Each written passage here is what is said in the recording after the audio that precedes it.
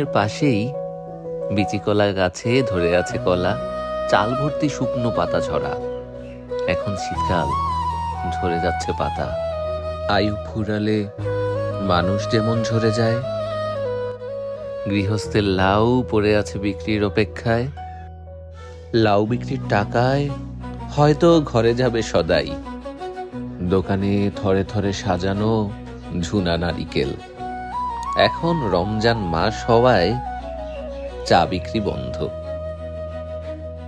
কোনো এক মা বাচ্চাকে দোকানে পাঠিয়েছে সদাইপাতি কিনে নেওয়ার জন্য।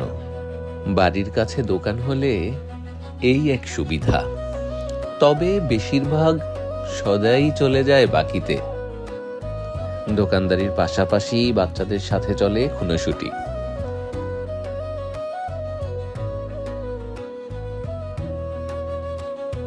গ্রামের এই এক আনন্দ, সবাই সবার পরমাত্মীয়।